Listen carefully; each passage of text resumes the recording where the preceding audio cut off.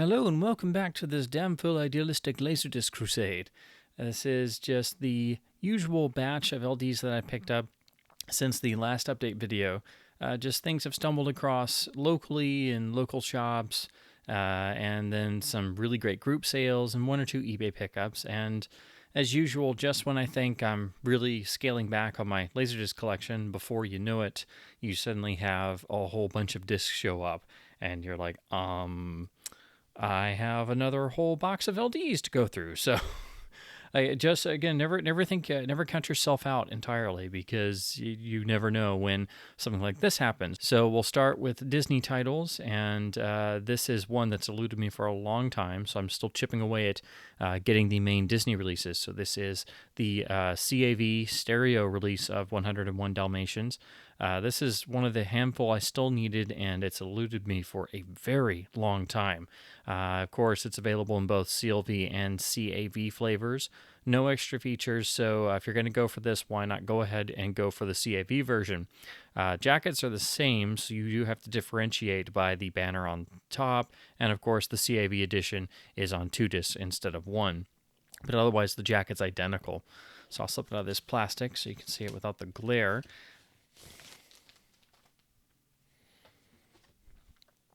It's in really nice shape. It's got a very lovely glossy jacket. Unfortunately, it's no gatefold, so it is very common to find these and they're, dinged up or have the corner crumples. Why this one is so particularly rare, I never realized it's actually quite a late release. This is a 1998 pressing, so it's technically right there in late release territory, and that's probably why you don't see it all the time and why it's eluded me. Sometimes it can go for slightly higher dollar amounts. I think simply because some people know it's kind of more scarce, but it's not particularly, like worth gold or anything. But I was really happy to finally find a really good copy at a good price for around $10 from one of our great group sellers, which a lot of these came from these guys. So I'll show you the rear cover, which looks pretty nice, and you see the discs are trying to slide out there.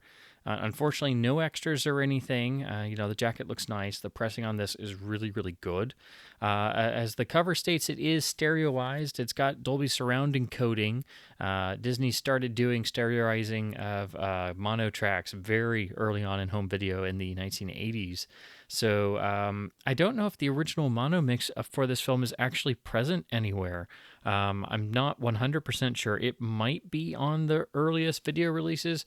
I know growing up I had this on tape, but I think it was still already stereoized, because I remember always seeing the stereo logos on the tape boxes, even though I could never convince my parents that a 4-head hi-fi stereo VCR was important, because it was, darn it.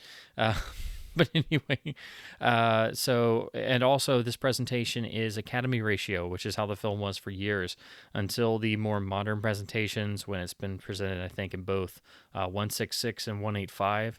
Of course, theatrically, it would have been shown matted, but it does appear the film was animated in the full aperture and designed around the matting, so you can present it in a number of ratios. This is from that time period of Disney titles where aspect ratios are very debatable, but most often they would always be Academy ratio for decades, until late Laserdisc, early DVD, and into the Blu-ray era.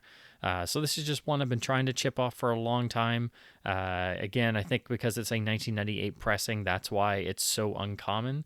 Again, not quite rare or anything, but just one of the handful I've needed. It always eludes me, so I'm going to try and hopefully chip away and finish getting the others I need, like the Pocahontas and Toy Story boxes, and especially the CAV of Oliver and Company. That one is really elusive for some reason, but very happy to finally get this in the collection. Next up, keeping with animation, this is the first of 3 discs we'll go over that are very important for me, because I'm a gigantic lifelong Speed Racer nerd, and I've been trying to get the handful of Laserdiscs that came out for the series here in the US.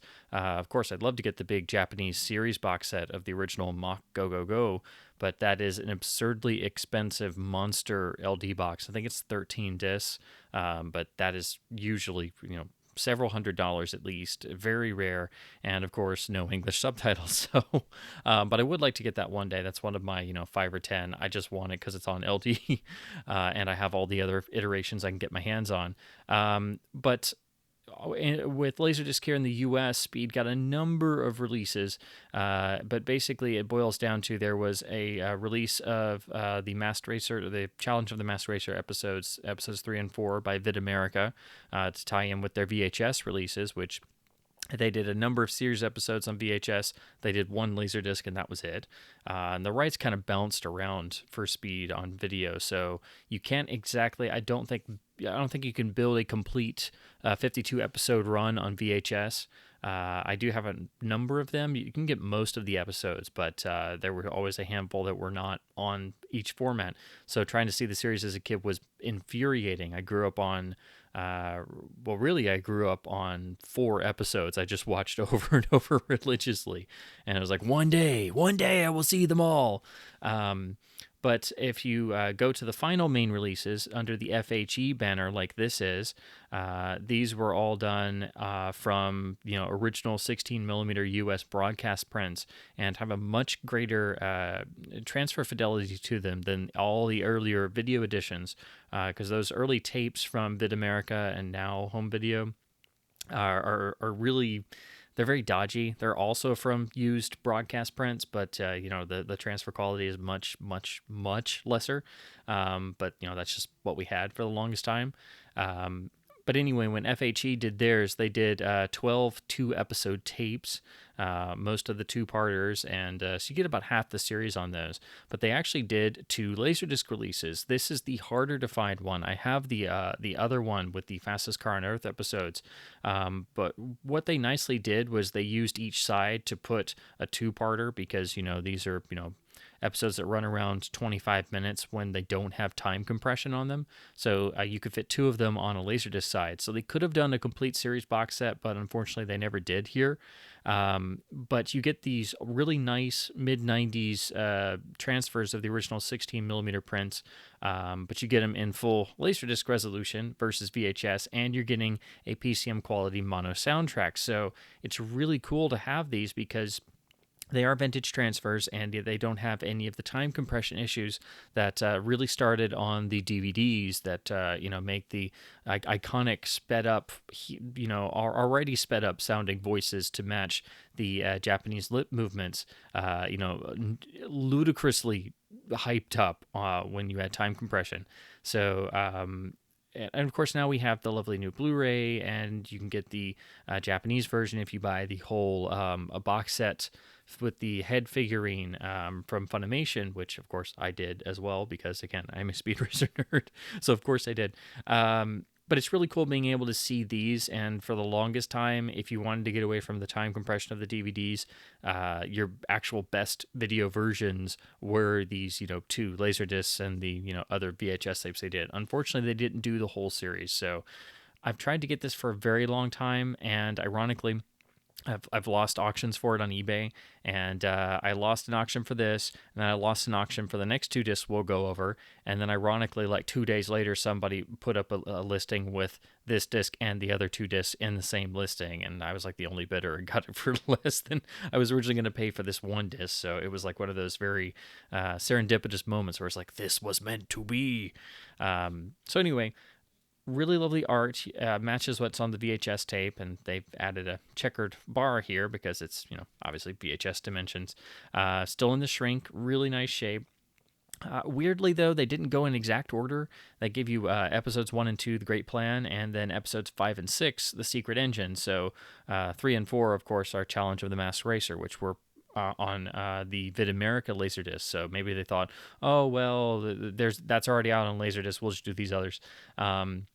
They did one other LD with the Fastest Car on Earth episodes, which I have that. You can see that in some of my other videos, but it's just these 2, and this one has eluded me for a long time. It's quite hard to get, and the rear matches the design of that other disc, and this is exactly what the VHS tapes look like, just obviously without the Laserdisc logos and the bar over here. Again, I think these look really, really great. If you're a fan of the series, if you're a diehard Speed fan, definitely grab these when you see them, because they just don't pop up. And, in a lot of ways, I think for the English dub, on these handful of episodes that exist this way, I'm sure there's, a little bit of print noise, but they have a nice rich, full-bodied quality to them that obviously helps with the limitations of it being a mono U.S. dub from the late 1960s and being captured from broadcast prints and such. Because although it's on the Funimation Blu-rays, those were not 100% fully restored, and they have some issues of their own. So I've still been tracking down other VHS tapes and stuff whenever they pop up. So I was very happy to finally find this to be one step closer in my Speed Racer Laserdisc collection. Which brings us to the second of the 3 Speed Racer discs. Again, this is also ridiculously rare and hard to come by. It's also important for a completely different reason, but this is Volume 1 from FHE of the New Adventures of Speed Racer releases on Laserdisc. And like the standard series disc, they did a 2-parter on each side. So they, nicely using up the LD format. This series is pretty well known among fans and other people as being a rather ill-advised attempt to reboot the franchise in the early 90s. I think it lasted barely a season, but basically it tries to take Speed Racer and bring it into the world of early 90s cartoons, post G.I. Joe, in the middle of Teenage Mutant Ninja Turtles. So you can see the vibe they're going for. It has a really terrible theme song, but it's never gotten an official release outside of 1 or 2 random VHS tapes, which got replicated on Laserdisc. I think there's a couple more episodes on tape. I think there's maybe 3 or 4 VHS tapes, but there's just 2 Laserdiscs, but each of them hold basically the equivalent of 2 kids release VHS tapes. So you basically, I believe it's the first 4 episodes. So this has 1 and 2. And the first episodes kind of try and follow the original series episodes because it's having to set everything up.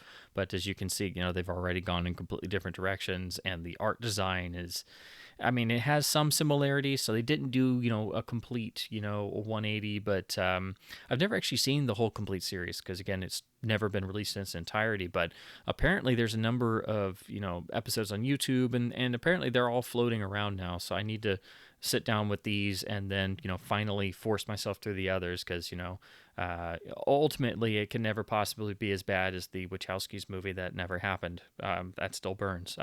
That's in my Crystal Skull It Never Happened category.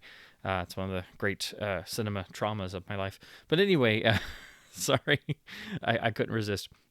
So this is the Volume 1 release, and again, beautiful condition, still in the shrink wrap. Looks like it's never been played.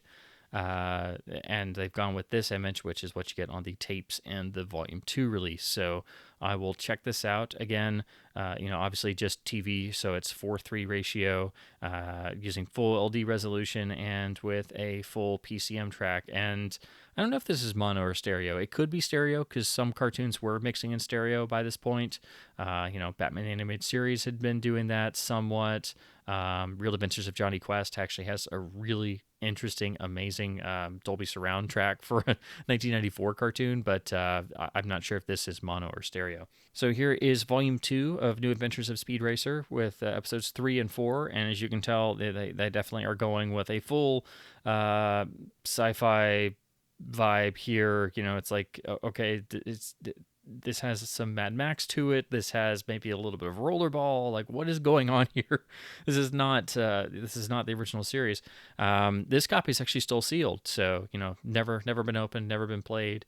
And again, these copies usually go for quite a bit. So I was really stunned after losing out. I lost an auction that had both of these New Adventures discs and an auction with the standalone and of the original series. And then, like I said, 2 or 3 days later, somebody put up a listing with all 3, and I'm like, what? I was the only bidder, so I got them all for like $8, and I'm like, I can do that. Show you the rear. Again, 4:3 ratio, PCM sound, and this pretty much does it for the official releases of this series. There's not even, there's no DVD version or anything. Not sure how many Speed Racer fans would actually be interested in that, but, at least getting more of the, character's history, whether it's good or bad out there. Of course, I did pick up some Criterion, so here is spine number 52, which is the full CAV special edition of the iconic Singin' in the Rain. This uses the immortal title song of the film, which practically everybody knows if even if they haven't seen the film. Unfortunately, it just uses it down here in the typical Criterion style of the time, but the later releases that unfortunately lack the extras have it across the whole jacket, so you can get it with the alternate cover artwork. However, you get a nice gatefold here, just some stills, but it's really nicely done, and I like that they kept this blue background for everything, so it does have a uniform appearance, and I guess it's supposed to invoke rain.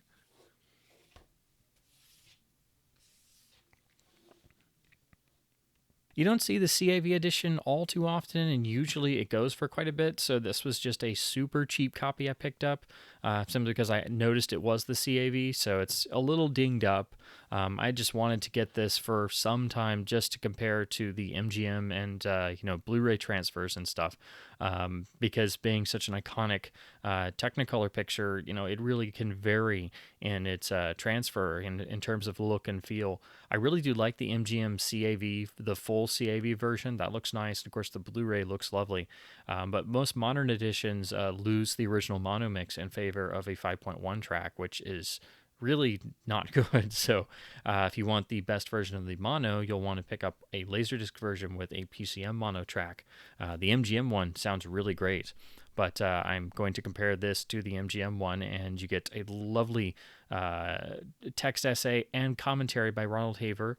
I've heard this commentary before. It's one of the handful of Criterion commentaries from the Laserdisc era that have been captured and like posted on YouTube or posted online various places. So I really do like Haver's commentaries, and that didn't carry over as far as I know. It's still one of the exclusive Criterion Laserdisc tracks. So but that track alone is worth picking up this disc for. You also get some of the earliest versions or original appearances of some of the songs in the film. I'm sure most fans know already, but for those who aren't aware, this film was basically comprised of a lot of songs that were actually pre-existing and had been used in earlier musicals. So you will actually get Criterion at the time went to the trouble of tracking down some of these segments and including them in the supplemental section. So that's a really cool thing. MGM has one of them on their Laserdisc release, and I think some of these, if not all of them, did carry over to like the DVD special features. But a really cool touch that you just didn't see back in the day of Laserdisc, because this is the late 80s, early 90s, and that stuff was far less common.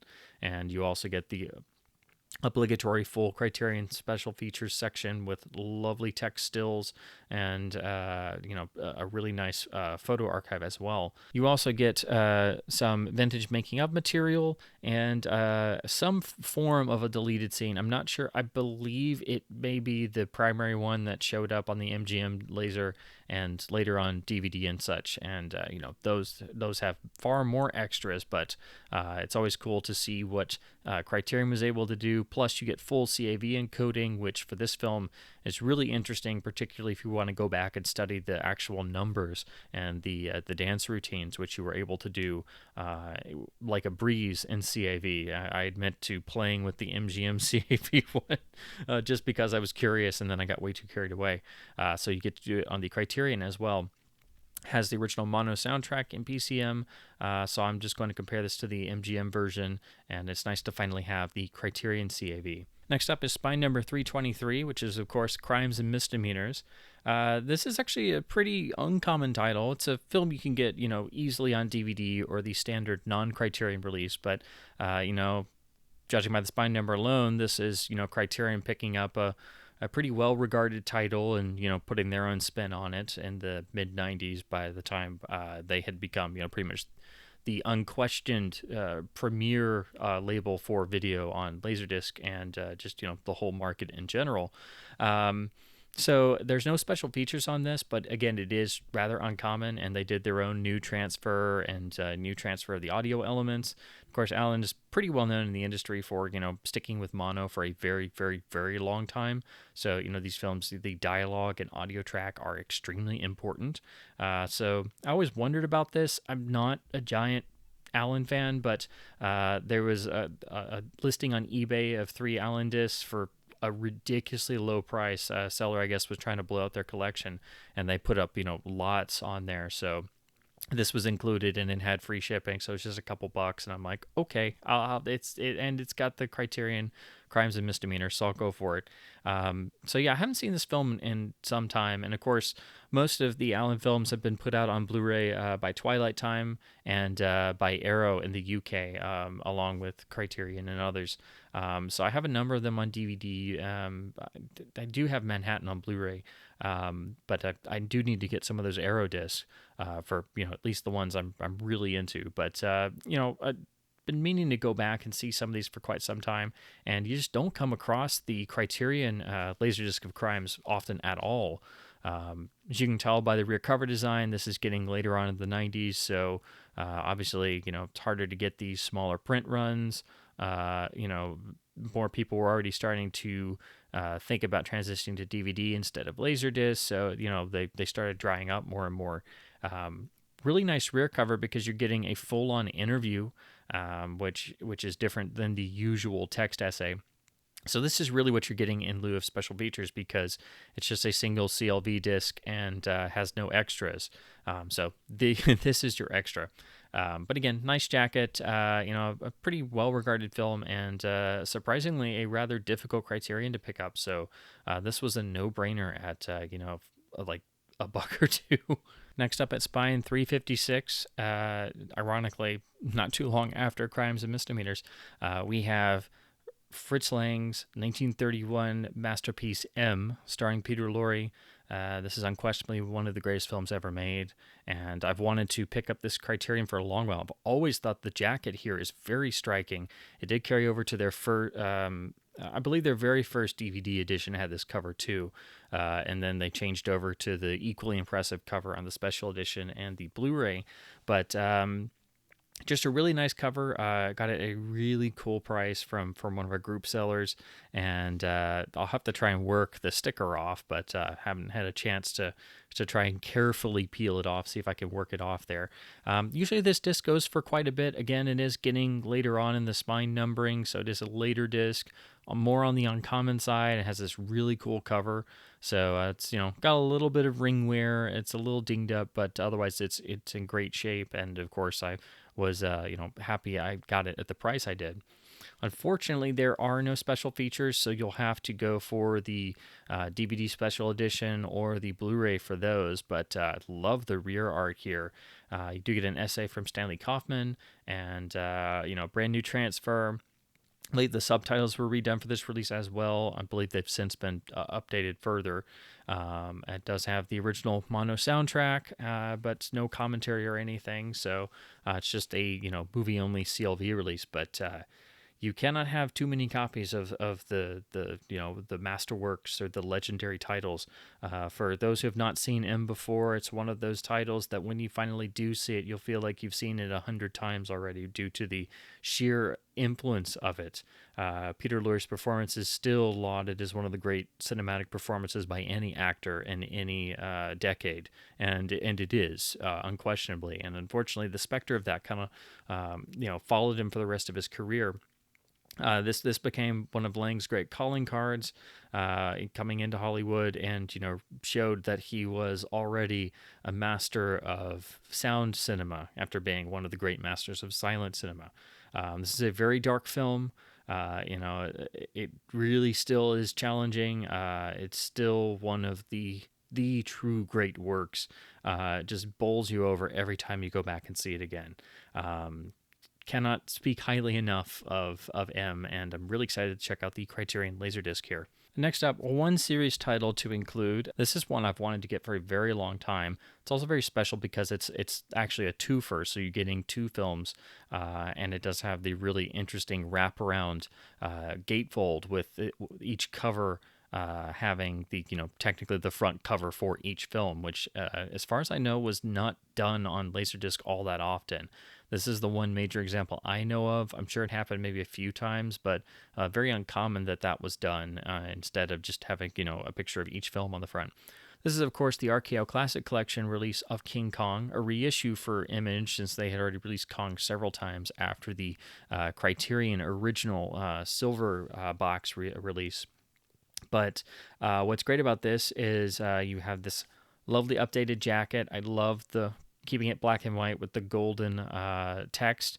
It's in the Classic Collection banner to match the other titles in the series. It has digital audio, so the original mono track is here in PCM, so much better than the old analog-only versions. And I do believe this is slightly spiffed up over the Criterion and the earliest versions that Image did. Sure, it's probably the same element and master with the bits of 16 millimeter footage for the censored scenes and such, because this was long before the duplicate negative, or I forget if it was a duplicate negative or it was whatever it was. It was the more pristine source that was found in Britain, and that got used for the DVD and Blu-ray. But I still like going back and looking at the rough version on Criterion and Image. So I'm very happy to finally be able to check this version out.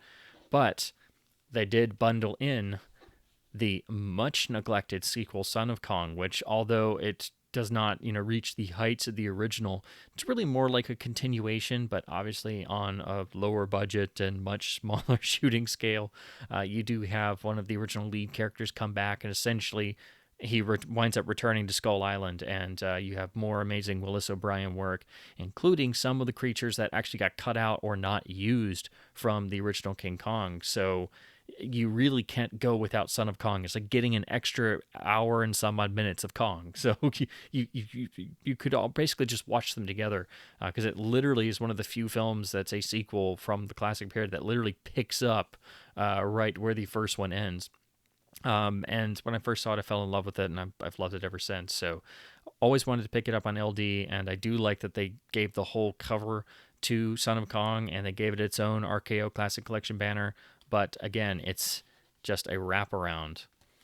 So you have Kong and Son of Kong. This gatefold is stunning.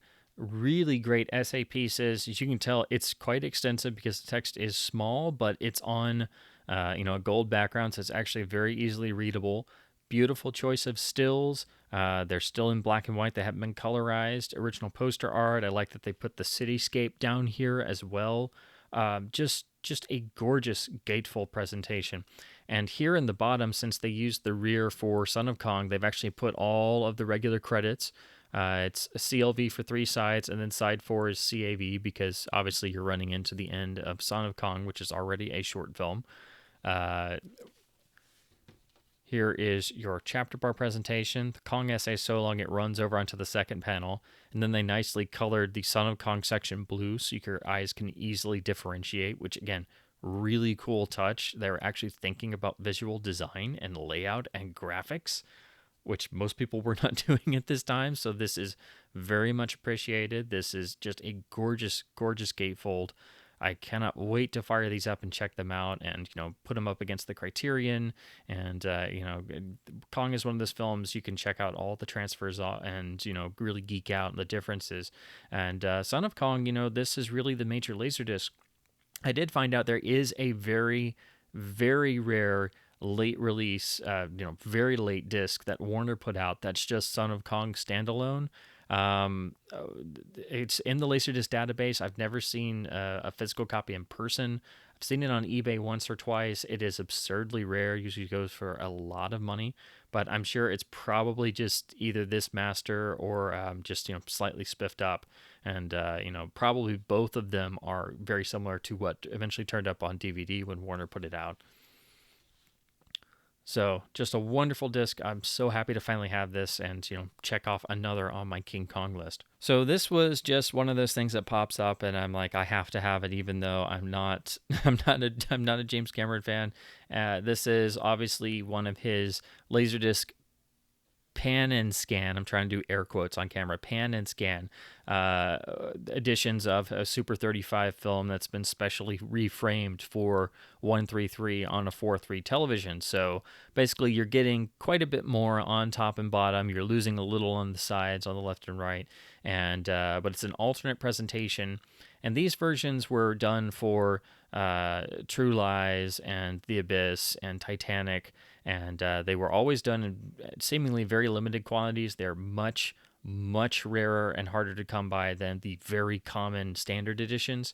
The Abyss already is a benchmark Laserdisc for its time in terms of quality. The standard special edition box set is like one of the 10 or 20 essential Laserdisc ownership purchases, along with a version of the Terminator 2 Laserdisc. It's just one of those like AV great discs to have and iconic for its place in the format history. But this one you just don't come across ever. You can differentiate it because it has the red banner across the top. Of course, this is still the special edition, which is far superior than the much cut theatrical version. So yeah, this popped up in a sale ad, and I'm like, wait a minute, is that's the 133 version? It's got the red banner, and it was very very cheap for what this usually goes for. So I'm like, okay, I already thought I was done with LD, but I guess I'm not.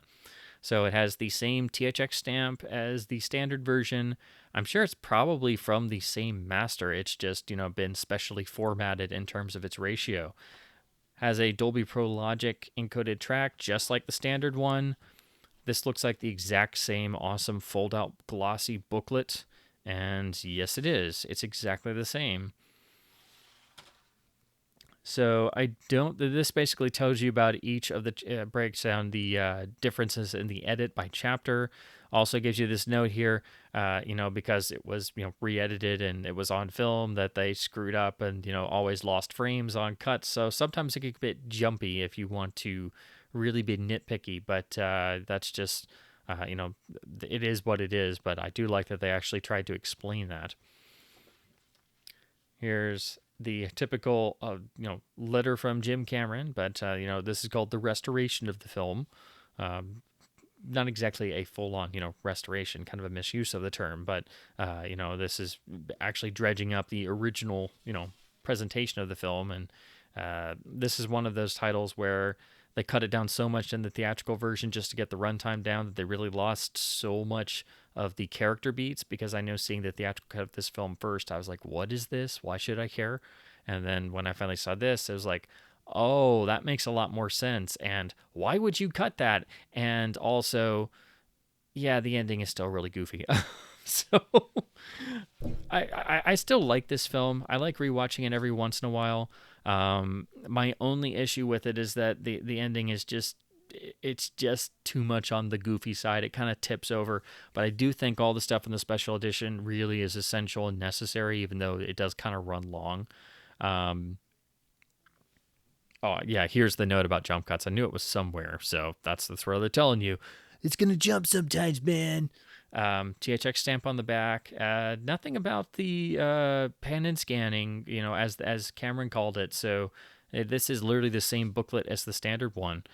So the only way you're going to know the difference is the outer box art here. It's a hinge box, so do keep that in mind. Don't try to lift the top off thinking it's not a hinge box and accidentally rip your box. Really nice shape. Again, super excited to finally have this other alternate version. I have the 133 of Titanic, so I guess I need to track down the 133 of True Lies just to say that I have them. But again, really cool to finally have this, so I will fire this up and check out the alternate framing. But no, this is not panning and scanning. This is a opened up version of a Super 35 film, which you're getting more information, but this film was composed for scope, so it is what it is. But it is really cool to have this alternative version, which has not been released anywhere else. Here in the corner is a special custom logo that literally says Super 35, director supervised pan and scan. And it's got a little like SMPTE pattern with arrows pointing out on each side. I don't know how well you can see that, but I'd forgotten that was there. So they're actually trying to tell you that this is special in its own special way. Moving on to discs arranged by director. This is the second of the 3 Allen discs that came in that lot. This is the much harder to get letterbox reissue from Orion. It's a double feature of Broadway Danny Rose and Purple Rose of Cairo. beautiful usage of original poster art, really nice simplistic white background, but it is very tough to get these handful of the letterbox reissues that Orion did, because most Allen films, they are unfortunately in crummy versions on LD, unless they were his titles from the 90s or they were the letterbox reissues or the Criterion Annie Hall, for example. So I was really surprised to see this listing pop up. It was literally $7 free shipping for all three, and one was Criterion, this one was the letterbox double feature. So I was like, well, screw it, why not?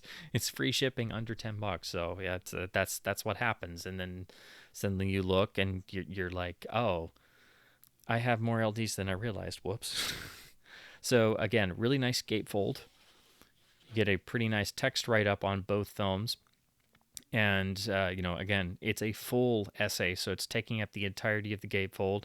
Nice image placement, so it's breaking up the text, so it flows really well, looks nice and appealing to the eye. Now, again, like Crimes and Misdemeanors, this is your special feature, so don't go in here thinking that the films are going to have extras. Unfortunately, they just run on 3 sides, so you will have to watch both films back to back. They're not split up onto separate discs, which we all would prefer, but it did cost them more money to print an extra side just because. But anyway, really happy to finally have this. Again, it's much harder to get this letterbox reissue. As you can see, it was distributed by Image and it was pressed in 1995, so this is already getting later. If you do get these films on the earlier editions, they're pan and scan, and I think they're analog audio as well. I don't even think they have digital audio. So if you want these films letterbox, this is what you have to pick up unless you're going for DVD and Blu-ray. So this was just a really nice surprise. Haven't seen either of these in ages, so I was like, well, I can revisit them on LD. This is the third and final disc of the Allens. This is, of course, Bullets Over Broadway. Very common LD title. Usually a disc you get for $1 or $2, but it was just included with the other two, and I hadn't got a copy yet. So I was like, okay, I'll.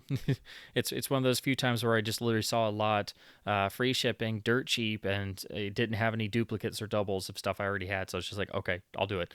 Again, haven't seen this in ages either. I remember liking it very much back when I saw it years and years ago. So it should be fun to revisit on LD. Almost bought it before, but it's just super common, and I always pass it up for other things, or it's just a dinged up copy. So this is reusing the original poster, I believe. Standard letterbox release. Since this is Miramax, this is a Disney disc in disguise. No extras, just digital audio. It does say Dolby Surround encoding on there, but this is when Allen was still using mono, so it should still be mono, I think. At least I don't think there was anything that wasn't, that was actually stereo up until the 2000s era. But I could be wrong, but I think Allen is pretty much mono up to the early 2000s, but still, it's possible it's surround encoded, so I will definitely check that. But anyway, as you can tell from the usual blurbage down here, Disney disc in disguise. No extras, just nice letterboxd LD presentation, and it'll be cool to revisit on this and check out the transfer. Next up is the Robert Altman picture, Buffalo Bill and the Indians, or Sitting Bull's History Lesson. This is an interesting... it's hard to describe these films in this sort of... It's not really a subgenre, but I guess it is.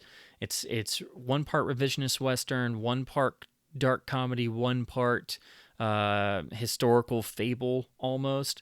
So very hard to describe. Doesn't always sit well with everybody, but I would say this is very much in the same vein of Life and Times of Judge Roy Bean, the picture that Paul Newman did with John Huston, which we'll actually talk about in a minute. This is a lovely, very difficult to come by MGM UA later disc release from 96, I believe, is this pressing. You can always tell these by the black deluxe letterbox banner on the top that MGM switched to for their last years of LD. This was when they would revisit films, give them new transfers, and then most of these turned up on DVD and in the next few years. So if you always wondered, how did MGM get so many classic films out on DVD so quick? It's because they were just recycling the Laserdisc that they made, or the Laserdisc that just never came out because they got canceled, but they already had a master sitting there. So if you ever see the black bar on the top, you'll know that it's, 96, 97, 98, and definitely on the harder to come by, side of things. So you can sometimes pay a bit of a premium for certain titles. This one usually is a little harder to find than others, but it's not as like crazy rare as some of those discs get, like the ones from 98, 99, especially the series of World War II films they did from the 40s and 50s. Those are very difficult to get. But again, like some of these others, haven't seen this in a very long time, so I will be revisiting on Laserdisc. Really nice jacket, has a nice gloss to it. Unfortunately, they cheaped out and there's no gatefold, so have to be careful because already it's starting to have some crinkling and stuff because the discs are just, flopping in the cardboard. Side 3 is CAV.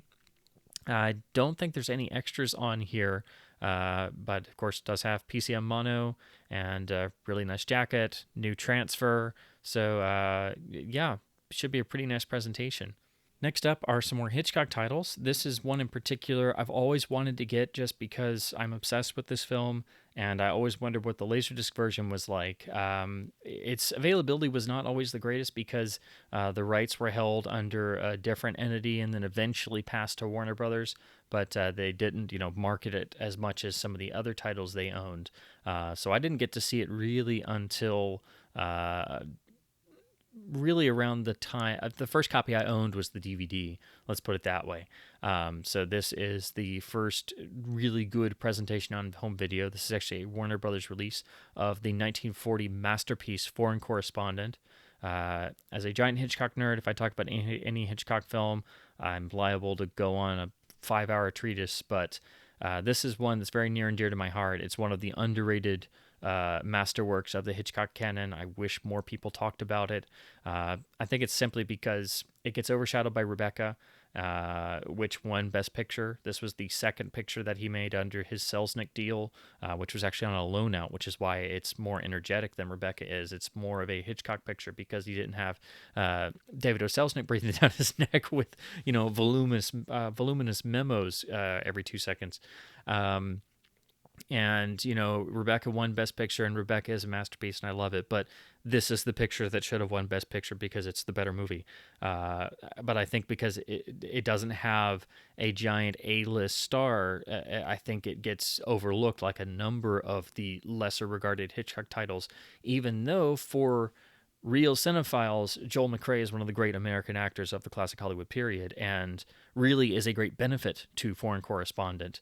And as much as I adore Gary Cooper, having Cooper in this film or somebody else of his like that Hitchcock originally wanted would have changed the dynamic. And I just think Joel McCrea is so perfect in this. So yes, I'm obsessed with this film. I adore this film. It's a masterpiece. Please go and see it if you haven't. Criterion did a beautiful Blu-ray release, which is still available. It belongs on everyone's shelf. But yes, this is one of the great works from the master of suspense. And I also have great fondness for it because for me, it does have a lot of the early DNA of what eventually came up in the James Bond series, even though it's obviously a foreign correspondent instead of a secret agent. There are agent characters in the film, and but the whole structure of the film, the way it flows, the way the plot advances, the way the love interest is introduced and handled, the way the villains are handled, you can recognize so many elements that would get refined as the Bond formula eventually. And of course, Hitchcock essentially birthed this with his earlier British films, particularly The 39 Steps. You could make the argument is the prototype Bond film. Most people talk about North by Northwest, which was a direct influence. Everybody admitted that Hitchcock was the original choice to direct Bond in the 1950s. It just never came to pass. But his style is so much an influence that you just can't get away from it. But to me, in a lot of ways, as a giant Bond fan, the one that really does it best and most, I think, is Foreign Correspondent, in terms of if you want to see the movie that literally is the DNA of Bond long before Bond was ever a thing, I think it's Foreign Correspondent. It also helps that one of the young screenwriters who happened to work on Foreign Correspondent was Richard Maybaum, who is the legendary scribe of the Bond series. So you have that connection as well.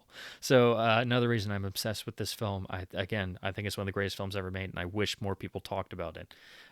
So you wouldn't know it's a Warner's disc, but the cover should tell you because it's very plain.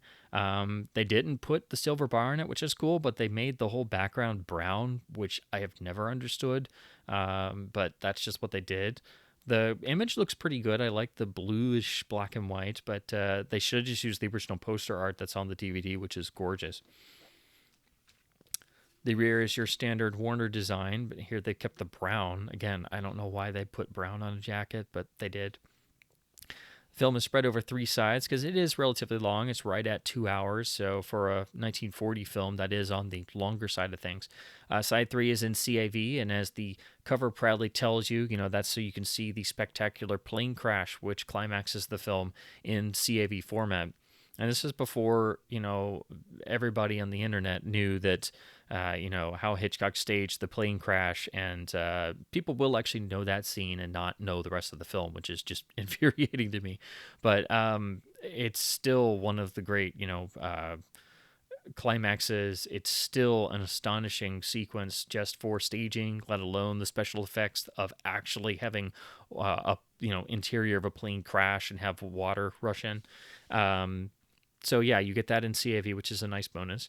It doesn't say it on the jacket, but it does have a digital audio track, so it does have PCM mono. So this is a good addition to get. I'm just going to fire it up and check out the transfer, which I'm sure will probably be pretty similar to what turned up on the DVD. Obviously not the full-blown restoration in HD that turned up on the Criterion Blu-ray, but still very happy to finally have this on Laserdisc. It's one of my favorite films of all time, a film I'm obsessed with, and I really do think is one of Hitchcock's absolute masterpieces. So next up is another one I've tried to pick up for a while. This is the reissue of Hitchcock's Suspicion from 1941. This was done for RKO, again, as a loan out from Selznick. This was obviously done partially to follow up the success of Rebecca, give Joan Fontaine another starring vehicle, and she won an Oscar for her performance here, although a lot of people, myself included, do definitely think that it was influenced by the fact she didn't win for Rebecca. This film is sort of a mixed bag because the original intended ending was not allowed to be used.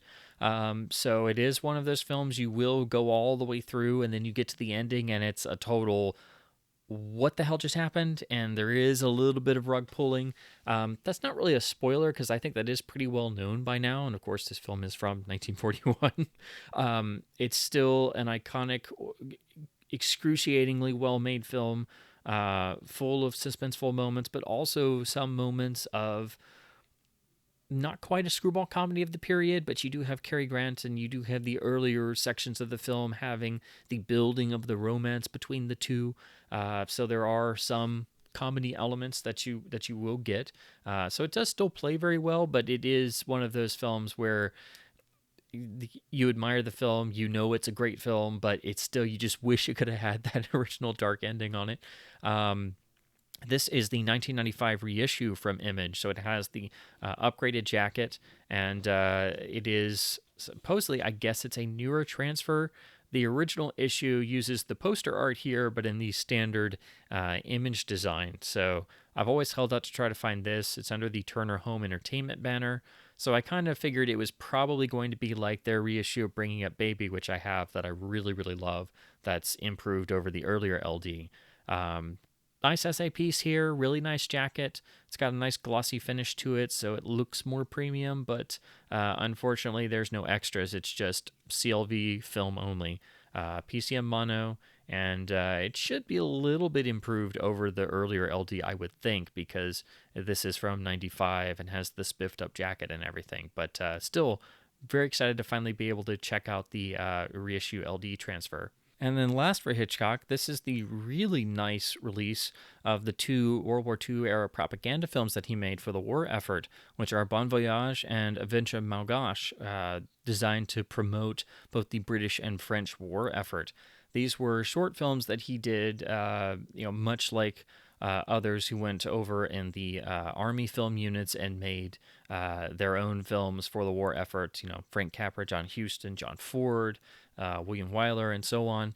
Hitchcock wound up making these two films, which got decent reception back in 1944, but then after the war, they just kind of got forgotten about and they weren't seen until really critics and scholars would write about them, and then finally found some prints of them, and then we got this lovely Laserdisc release finally, so you could see these films at home. And they are really interesting when you do get to see them. Unfortunately, most people still have not taken the time to track these down.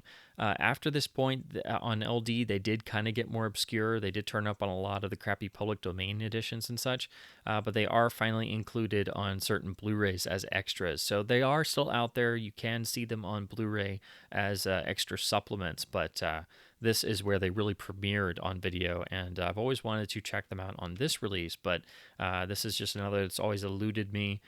It's not rare, but it can sometimes. People will list it for like a high price for no reason. But you do have both of the films on here, and because they are, short subjects, they do, fit on a single disc. And both of them released in 1944, so they both have their mono soundtracks, PCM encoded, and this is Milestone, but pressed by Image. So you do get this nice essay piece with some good stills, but again, single disc, so no gatefold or anything. Here's the aforementioned Life and Times of Judge Roy Bean, starring Paul Newman, directed by John Huston, from a screenplay originally written by John Milius.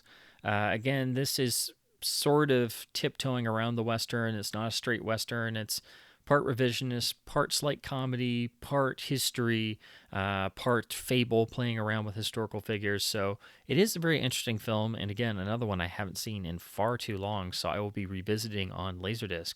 This is a Warner's release where they actually used the whole jacket for the art, which is cool. Unfortunately, no gatefold, so again, floppy cardboard, and it does have some crinkling, but it's in nice shape because these can usually get pretty trashed. The rear looks nice, even though, again, it's brown, but at least the front cover is brown. It looks really nice. Nice choice of stills, digital audio. This is mono, of course, and the film is spread over 3 sides. And then side 3 is encoded CAV, and like Warner usually did, I do like how they'll describe like the finale of the movie is presented in full CAV for your enjoyment. So it literally says Judge Bean's Blaze of Glory is in CAV on side 3. So I always like how they worded it out in like a fancy sentence, like, oh, we gave you the boom boom end, where everything blows up in CAV just so you can enjoy that, because we were too cheap to do CAV on the other sides. But they always like wrote it with this little flourish, so I do love reading those. But yeah, I will be revisiting the film on this and checking out the transfer, which should be pretty solid. So I've been always pleasantly surprised looking at titles from this point at Warner's, even though the transfers can be kind of noisy. Like I actually do like their transfer of McCabe and Mrs. Miller, which is a very hard film to transfer. But noise aside, that holds up well at that Laserdisc. So I'm sure this one will look nice and makes a great pairing with the Buffalo Bill picture. Next up is the Paramount Pressed by Pioneer letterbox reissue of This Property's Condemned, which is directed by Sidney Pollack. This is one of several Natalie Wood pictures that I picked up in this lot. This is a really nice LD presentation, and because it's based on a Tennessee Williams play, it looks like they were trying to invoke the Great Writers series of Paramount Laserdisc that they did a number of, which I have a couple of those, where they had this sort of book spine on the side, where it be green or blue. So it looks like they're trying to do something similar to that. I wasn't even aware there was a letterbox release of this, so that's pretty cool. This is a film I've seen a number of times. It seemed to play on cable and TCM a lot when I was growing up, so I've seen it many, many times. But usually I catch like part of it, or it's like halfway over already, and I happen to catch it, and I get sucked in and watch a chunk of it. So I'm curious to see what the Laserdisc looks like. Single CLV disc, film only, PCM mono, but a nice presentation, and the debut of it actually being letterbox. So this is a pretty good film. It has has a really interesting story. Of course, Tennessee Williams, practically everything he did is interesting. But with most adaptations of Williams to film, there usually are changes made, and sometimes for the better, usually not for the better. But yeah, I'm excited to check this out on Laser. I haven't seen this all the way through in a long time, so but I do remember parts being really good, and of course I'm a huge fan of Sidney Pollack as well, so that's why it's here in the director's shelf. Next up for Spielberg, we have the letterbox release of Amistad from 1997. This disc apparently came out in 1999, so it's actually a late release, and you don't see it all the time. I guess most people would have bought this on DVD. It's not a great film. I've seen it a number of times. I know they used to. A lot of schools will still show this in history classes, so I know a lot of people saw this in school in various ways. But it's been a long time, and I was like, I bet that's on LD. I should look it up, and sure enough, it is. It's DreamWorks, so you get a DreamWorks LD. This is nowhere near as rare and valuable as, say, Saving Private Ryan, but it's technically also a very late release, and also you don't see it all the time. So I just hadn't put two and two together. I'm like, oh, wait a minute. Unfortunately, no gatefold. So again, it's already got some crumpling and stuff, but otherwise it's in nice shape. THX stamp of approval here, although I don't know what THX is going to be. You usually see THX and you think action film, not historical courtroom drama. But pretty nice, rear, very glossy finish, so that's nice. THX seal of approval, Dolby Stereo Surround, Dolby AC3, so it's a nice AC3 disc, and pressed by Image, and 1999, so this is a very late release, so I will be very curious to see the transfer on this. And of course, I always love being able to fire up an AC3 track and fire on that demodulator and just bask in the glory of AC3 RF demodulated. So be very excited to revisit this and check out the transfer on this, because again, I had not realized this was such a late release, so this will be very cool to look at. Next up is the really underrated Billy Wilder picture, Fedora, with Bill Holden. This is from Wilder's later films in the 70s, most of which are terribly, horrendously, criminally underrated. Even if they're not all 100% great, they have so much interesting things in them and great performances. But this is one that I do remember holding up very well, and I hadn't realized the jacket would kind of make you think, oh well, Warner Brothers used full artwork. I can't believe it, but it looks like an older LD, so you would think pan and scan, and you would think analog audio, but this is actually, when it's a letterbox disc, it does have original digital audio, so it's not analog only. It's just a single CLV disc, no extras, but I like that they kept the pink and blue. They kept it for the cover and also the side pictures, so it's one of the handful of Warner jackets from the early 90s where they actually put some artwork into it and they actually put some color into it, so I do appreciate that. And it's just a title I hadn't realized actually had a good letterbox laserdisc with digital audio. So as soon as I did, I threw it on my wish list, and so happy to finally have a copy of this. Again, Wilder has more underrated films in his career than most people have, great films. So even the ones that are could be considered misfires are always interesting, but this one is a lot of fun, and I'm a giant Wilder fanatic, so I could defend pretty much all of them. But yeah, just really cool to have this on LD. And again, it's one of those Warner titles you don't realize, hey, this is actually a good laserdisc, and so don't pass it up if you come across it, because it's they actually printed it. It is widescreen on here. Next up is the great boxing picture, Somebody Out There Likes Me, with one of the great poetic titles, which of course later David Bowie would turn into a fantastic song. This is directed by Robert Wise, the horrendously underrated Robert Wise. This is a lovely later pressing from MGM UA. It's got a nice glossy cover, gorgeous art with Paul Newman sort of looming over the boxing ring. And this pressing is from 1997, so it's technically in that late era of, some people might call it stealth late reissues, but MGM was doing a good percentage of catalog titles in the last years of Laserdisc, and all of them are not common. So I was like, whoa, when I saw this pop up. For some reason, the Laserdisc database has two listings with the same cover and has one credited as being letterboxed, but all the copies I've seen, and this copy as well, it's actually a 133 presentation. The film is from 1956, so it obviously would have been shown in a matted widescreen presentation. But again, I don't know why there's a letterbox one listed on there. If anybody has a widescreen version, definitely let me know. But it seems to be that the only Laserdiscs out there are this edition, and they're all not widescreen. But anyway, very uncommon LD, very cool to have this. And I know I saw this on TCM at some point growing up, but I don't remember too much about it. So I will be rewatching this and, totally rediscovering the film again. You do get the trailer at the end, but that's it for special features. But still, really cool to have one of these really awesome MGM late catalog reissues. Next up is the Pioneer Special Edition of Little Foxes, obviously directed by William Wyler, starring Bette Davis, and photographed by Greg Toland. So you have three of the great big creative names in their field. This is just a great film to see if you haven't seen it. And again, one of these really awesome Pioneer Special Edition releases. I really like the jacket art, although the colors kind of are clashing with each other. It does grab the eye. Unfortunately, you would think this is a special edition laden with extras, but it is not. It is a brand new transfer, and like a lot of the Pioneer discs, they actually tell you, what source they use. This was done from a fine grain surviving element. It was done on the highest digital resolution at the time, and they used state-of-the-art frame-by-frame cleanup and an early form of DNR credited here, so you can see what it used to be called.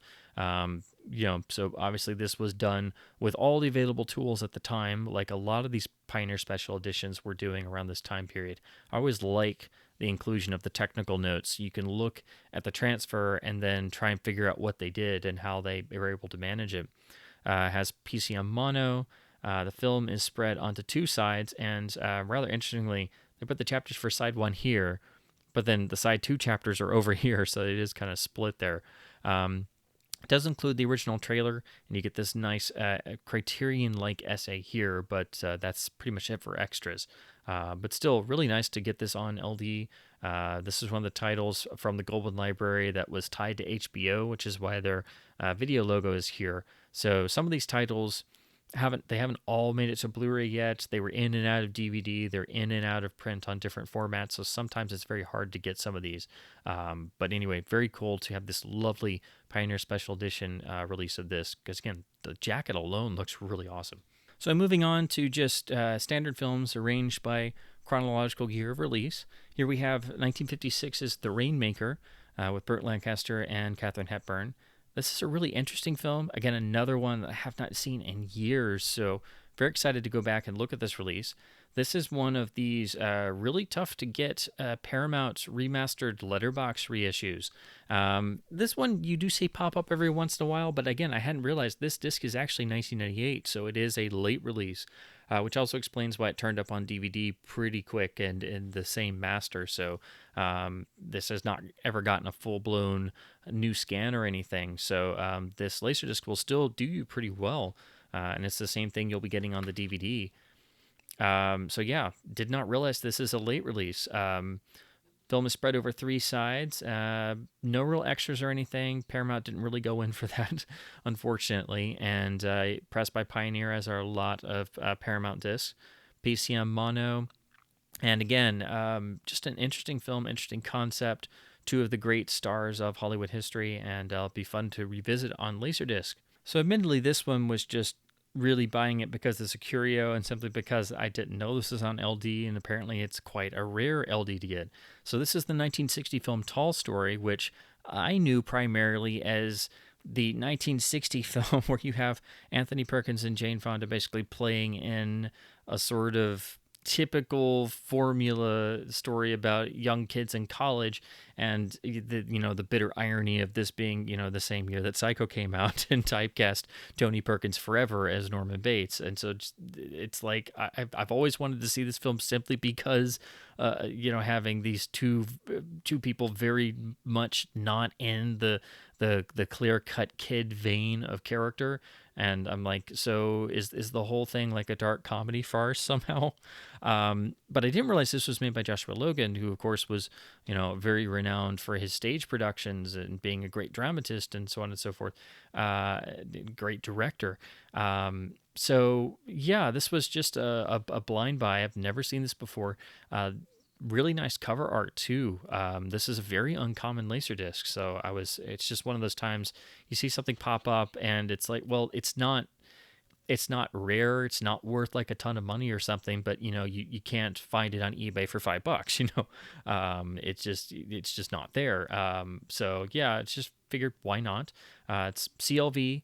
PC, I believe it's got digital audio as well, even though Warner liked to not credit that, which drives me bonkers.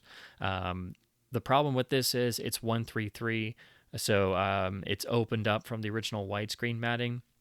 This was finally released to DVD, I believe, through the Warner Archive. So it's a MOD DVD, which is apparently 185. Warner Archive's pretty good about doing that. If they put something out on DVD that was, always open matte before, if possible, they do a widescreen version. So you can get this film in widescreen on DVD from the Warner Archive. But I figured, it was a cheap copy. It's an uncommon LD, really cool cover, and it's a film I've always been interested in seeing simply because the concept seemed kind of bizarre. And as you can see from some of these photos, it's like, this is strange looking. So yeah, I'm just going to. This was just a complete blind buy, and always been interested just to see this. So I will finally check it out on Laserdisc. Next up is one of the most interesting Natalie Wood titles. This is Inside Daisy Clover from 1965. This is one of a handful of pictures that's, it's really a Hollywood film. It's a Hollywood industry film. It's about a young girl who becomes a hit sensation of sorts and how it basically wreaks havoc with her life, both, emotionally and mentally, and also her personal life and how it affects everyone in her orbit, and then how she deals with such, not just fame and adoration, but the business itself. So it's a very interesting sort of out there picture, even though it is already, coming out in the 60s with the, rising counterculture and things. But this is, coming out as a major studio film slightly before that because it is 1965. So it's really sort of ahead of its time in that way. And every time I rewatch it, I always forget stuff that's in it. Also interesting, it is actually produced by Alan J. Pakula, so this was before he really transitioned over into directing and obviously becoming one of the key American directors of the 70s. Really nice jacket here from Warner Brothers using original art. Has a glossy cover. It's a bit spiffier. This is when Warner Brothers was like, hey, maybe we should start paying attention to Laserdiscs and not treat them like oversized VHS tapes.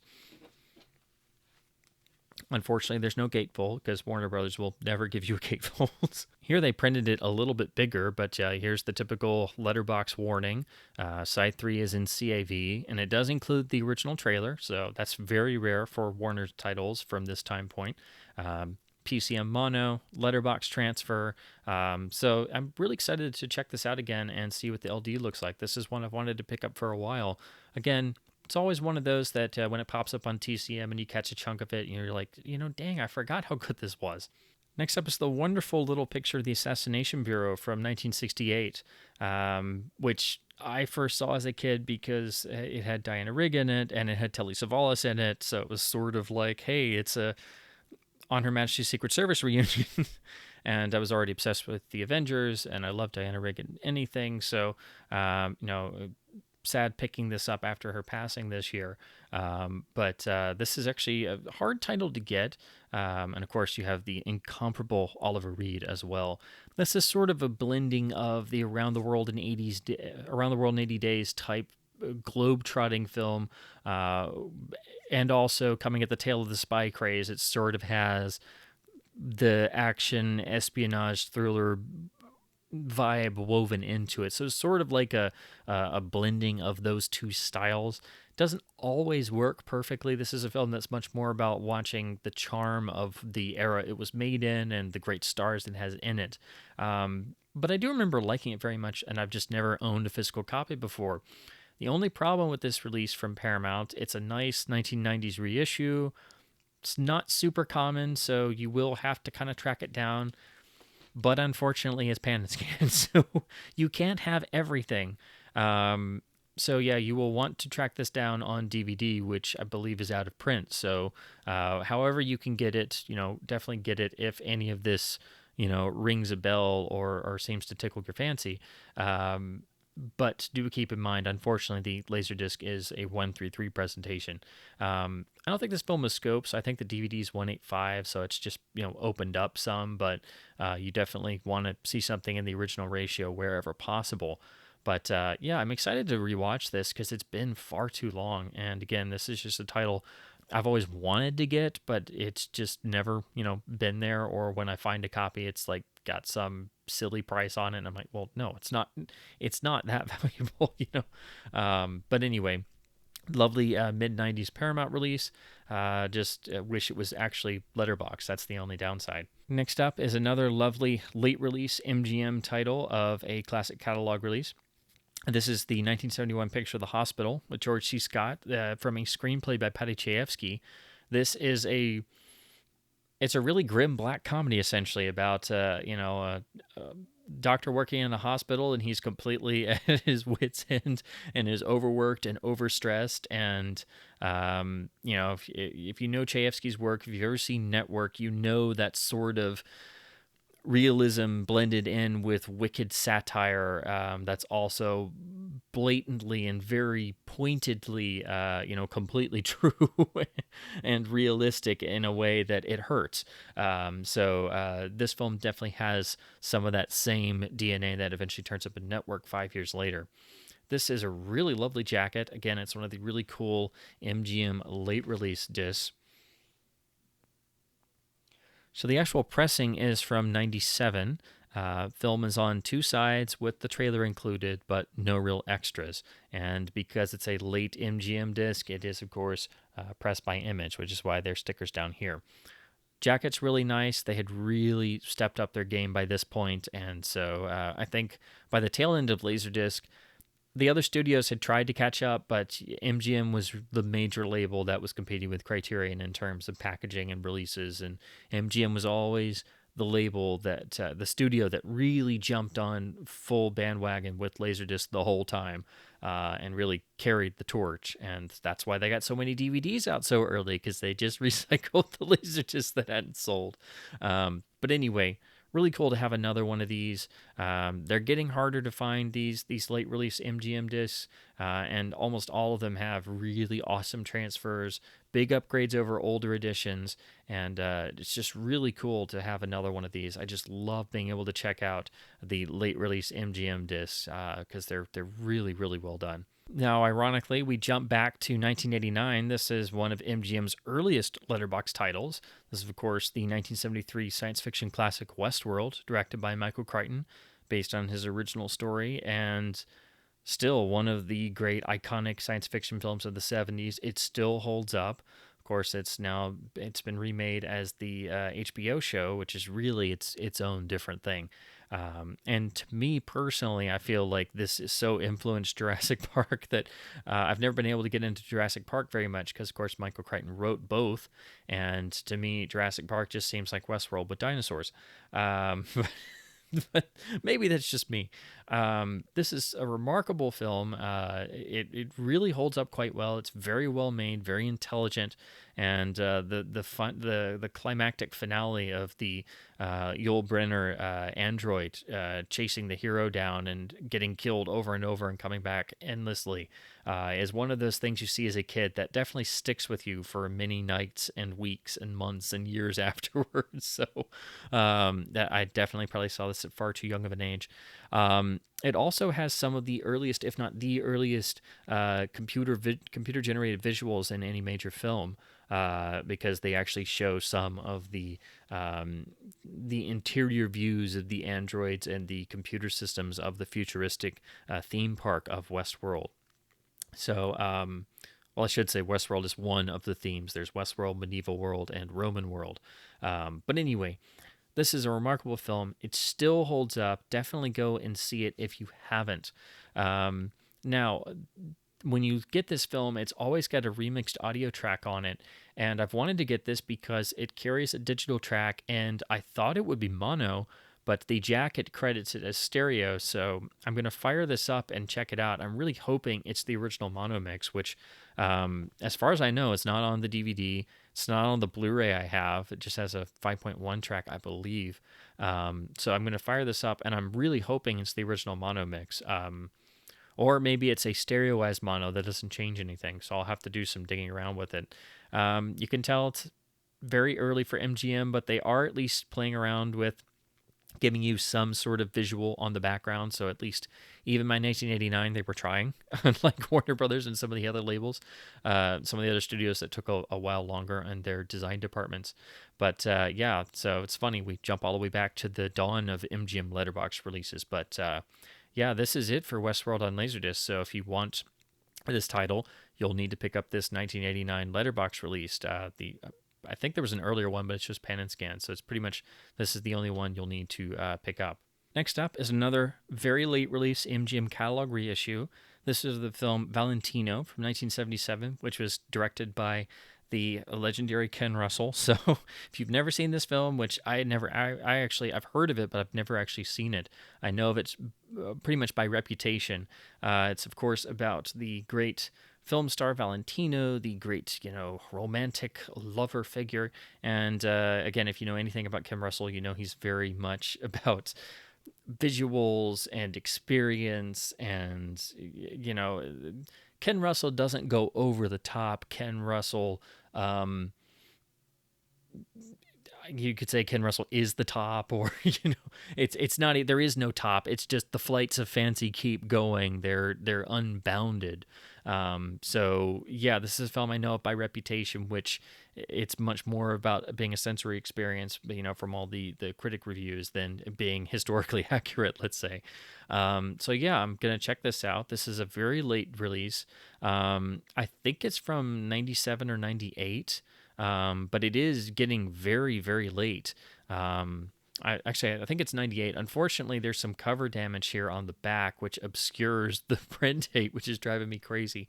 But I believe it's pretty late in 1998 in terms of the release and manufacture date. So this is a very nice, very late release Laserdisc for the U.S. slate, and very late for MGM, which stayed in Laserdisc quite a bit longer than some of the other studios. Some had already backed off by 98. The film is on 3 sides. Theatrical trailers included, but that's it for extras. Because it's from 77, it has a Dolby Stereo soundtrack, which is on the digital tracks. And otherwise, it was just getting this film in a nice letterbox presentation. Again, doesn't have a really great reputation, but Ken Russell pictures aren't for everybody. But they're never boring. Let's put it that way. So very excited to check out this film finally and look at it on this awesome late release pressing. Here we have Gallipoli from 1981, directed by Peter Weir, one of the notable early Mel Gibson roles made in between and around the first 2 Mad Max films. This is the remastered Paramount widescreen reissue. Looks identical to the standard widescreen version. Only difference is instead of having the banner across the top, it's printed on the cover in these very tiny letters. This disc is from 1997, so this is a very tough to get version. You can get the standard letterbox one everywhere. It's a cheap $1 common disc. But I always wanted to try and find this one because I didn't know it existed until I found it by accident on the Laserdisc database one day. And if I remember correctly, back then, somebody just posted a picture of the old release. So I was like, they have the exact same cover. How do you tell them apart? But yeah, you have to look for the remastered widescreen banners. You could call this a stealth reissue for sure, because it's literally trying to be stealthy that they actually made a new transfer. It's remastered, and it's just like barely tucked in here on the otherwise identical cover. Rear jacket's pretty cool. Film only, single CLV disc, PCM audio. Not sure if this film is mono or Dolby Stereo. It's in that transitional period where a lot of films were still mono. It's been too long since I've seen this, so I will fire up and rewatch this film, check out this remastered presentation on Laserdisc, and I remember it being very good. I I do really always enjoy Mel Gibson's, more dramatic performances or him in dramas and other things, particularly the lesser regarded films like Braveheart's fine. I adore the original Mad Max trilogy, like everybody should. The Lethal Weapon films are iconic, great films. But I really enjoy some of the other films, particularly the films of the '80s. Year of Living Dangerously. I think Tequila Sunrise is a great film. I adore that picture. So there's some really great little gems in his career, and I like going back and looking at some of the ones like this one that I haven't seen in way too long. This is a title I've wanted to get for ages. This is the letterbox release of Good Morning Vietnam from 1987, directed by Barry Levinson. One of the key Robin Williams film performances. It has a comedy inherent, based on real people and real events in the in the midst of the Vietnam War. So it's obviously it's not a comedy, but the comedy is inherent and actually built into the film properly. It still holds up really well every time I go back and look at it again. I always come away remembering it, and then I go see it again, and I'm like, that is better than what I remembered. And I've always, always, always adored Robin Williams's dramatic performances, in a lot of ways far more than his comedic ones. So I always wanted to pick this up on LD and check this presentation out. Has the original Dolby Stereo mix on the digital tracks. It's got THX seal of approval, which is really interesting. It's got this nice glossy jacket. Looks lovely. I like that it's on green to sort of, I guess, invoke army fatigues. Has a nice letterbox banner. It's got a gatefold, which I couldn't believe. Film is spread across 3 sides, and you get this really nice group shot here from behind the console window booth and everything inside the Army radio station, where the bulk of the film takes place, obviously. Nice photo selections, glossy inside on the gatefold. This is a lovely jacket. And the big surprise, since it's Touchstone, this is a Disney disc. I cannot believe how good this jacket and presentation is for a Disney disc of a Touchstone film. So I don't know what happened. Somebody must really love this film who worked there, at Disney in the home video department back in the day, because this has the THX seal, or maybe Barry Levinson had some pull or something. I don't know, but this is a heck of an improvement in terms of packaging and presentation than pretty much all the other, Touchstone or Miramax films that Disney was just putting out. So yeah, really great looking jacket. Interested to see what the transfer looks like. I'm sure it'll look really good. And it has the film's original audio track. Unfortunately, no extras or anything. So, but at least you get this really cool jacket, which again, for Disney, they did not do this stuff for the actual adult dramas. Not to say they're adult movies, but it's like, if it wasn't a Disney animated classic, it was not getting a fancy package. So I don't know how this happened, but I'm glad it did. For the life of me, I cannot believe that this popped up in the local store in the bins. This is the now ridiculously hard to find, expensive final release of the film Spaceballs on Laserdisc. This is the deluxe letterbox reissue from MGM UA of the 1987 beloved Mel Brooks spoof of Star Wars and science fiction franchises. Gorgeous original artwork on the jacket here. I like the modern letterbox banner having this sort of mint green quality to it. This does have a little bit of wear and tear, but for the prices this goes for now, and the fact that apparently, I guess they didn't print a lot of these, so it is very uncommon. I got this for $3. So I was like, yes, I'm just not going to ask. I'm taking this now before somebody changes their mind. Of course, you have to make sure, because the standard pan and scan old Laserdisc uses the same original poster art, that you have to make sure you're getting the deluxe banner and the MGM logo and the multi-audio. This also, in addition to having the original Dolby Stereo on the digital tracks, it includes an AC3 remix, so you get that benefit too. Not only is it a pretty late release, because I believe this is from 97, you get AC3. The only trouble is this disc is now very coveted and will usually set you back at least $25, if not, 30 or 40, if not, I've seen it go even higher than that. I'd always meant to get it, but I didn't know why. All of a sudden, it just shot up overnight, it seems, in terms of the price it goes for, which is kind of ridiculous when you think you can get it on DVD for like 99 cents. You can get the Blu-ray for like $2 or $3 because it's been reissued so many times. It does include a commentary by Mel Brooks, which has gotten recycled on later releases. Some behind the scenes featurettes, and the original trailers included. So that makes it kind of count as a special edition in terms of Laserdisc standards. All this stuff is carried over. The thing I didn't know, what I wasn't aware of, apparently, after this point, something happened to the film's audio, and all the later releases have issues with pitch and some other stuff. So apparently, real diehard fans know that to have the proper original audio without issues, you have to actually track down the Laserdisc or the prior versions. So I don't know if that's driving the cost up. I don't think it is. I think it's because it's Spaceballs and it's widescreen and it's rare. Kind of like how everybody wants the Criterion Ghostbusters, simply because it's Ghostbusters and it's Criterion, not usually because it's an exclusive transfer and all that stuff. But yeah, that's the real reason why I wanted to get this. Once I found that out, it was like, oh God, I've got to find the letterbox Laserdisc, but I didn't want to pay $50 for it because I'm like, that's crazy. So yeah, I could not believe this turned up. So always check your local stores, even if it's one box or one crate. You never know what could turn up there.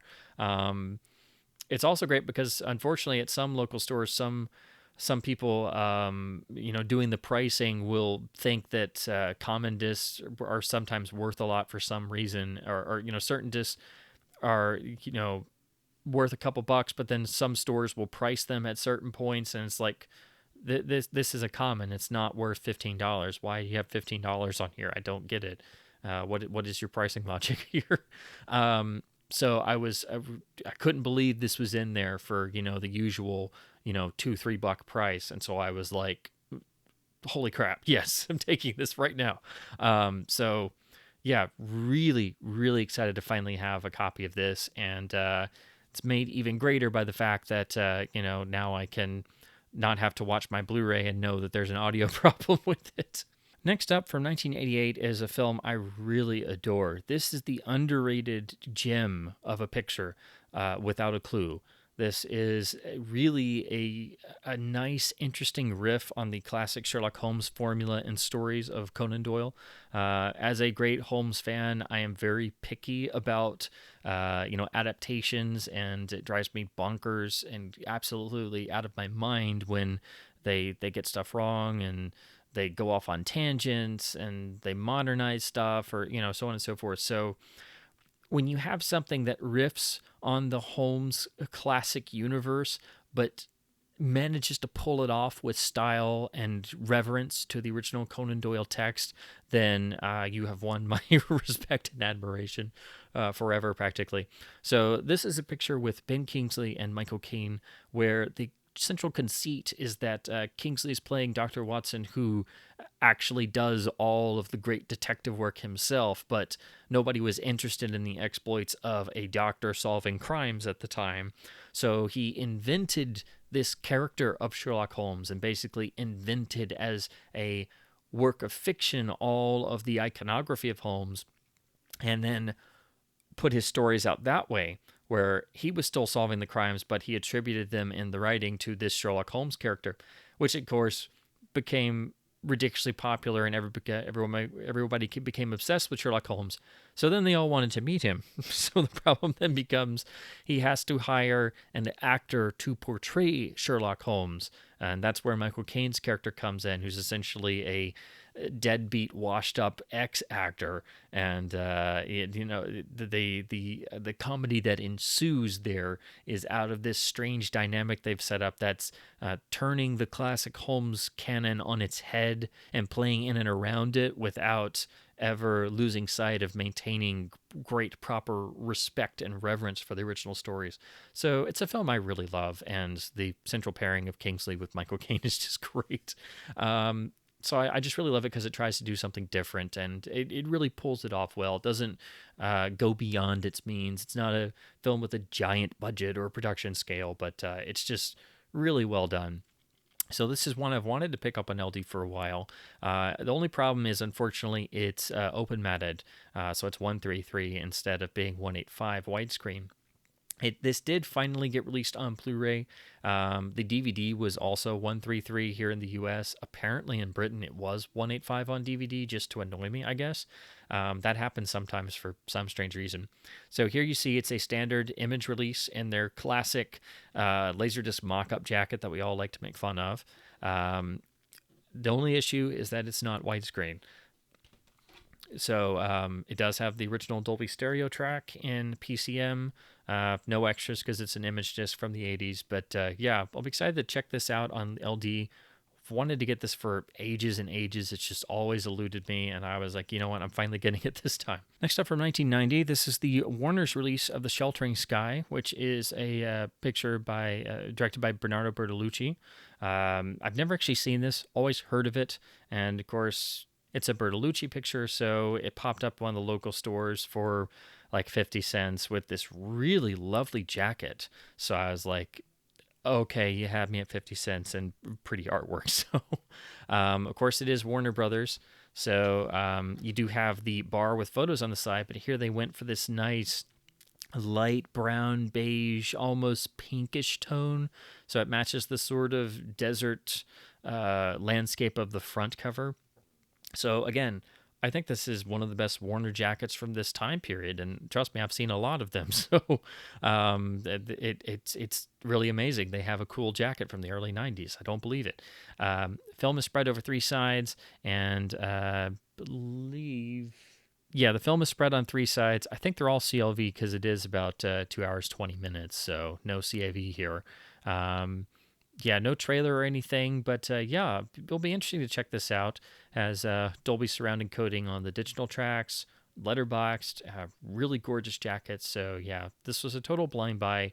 And again, with Laserdisc, it's easy to do blind buys because you can get discs like this for a few cents, as opposed to blind buying even DVD, but especially Blu-ray, where it's very cost prohibitive to blind buy all the time. This was another one from the local store. This is a very common 90s title, but I picked it up because, again, it was less than $1, in good shape, and because it's a DADC and because it's a DADC disc, that means it's usually Rot City.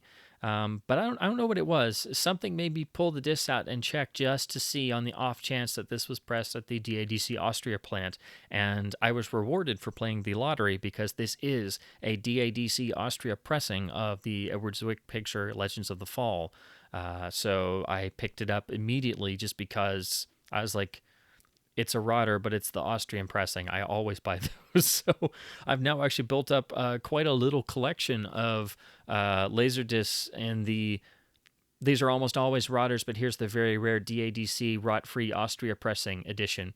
So I have now the releases of Philadelphia, Sleepless in Seattle, Legends of the Fall, a couple others that I've managed to just by chance find the DADC Austria version. So anytime I find these, I just, if it's cheap, I buy it simply because I know I'll regret it later, because I'll be like, I should have bought that. All I ever find are the rotted copies.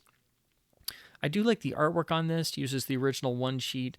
No AC3 here. It's just Dolby surround encoding. I'm pretty sure the DVD and later releases have AC3. Because it's Columbia, you have beautiful write-up in terms... Because it's Sony, you have a beautiful amount of text. Because this was a big award nominee in the 90s, it's loaded with the critical blurbs. So that always makes me flash back to the Oscar campaigns of the 90s. So I do have some nostalgia for that. And it's laid out very well. There's tons of text here, as Sony would always do. Your chapter breakdown is over here. Film is spread onto 3 sides. No extras or anything, so it's just movie only. But again, I was just shocked that it was actually a DADC Austria pressing. So it always helps.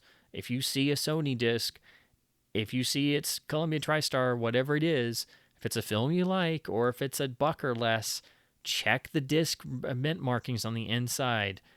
It might be a DADC Austria pressing. If you see it is, you are guaranteed it will have no rot. They are beautiful. Seeing manufactured by DADC Austria gives you that little tingly rush inside, and the hairs on the back of your neck stand up, and you're like, it is free of rot, yay!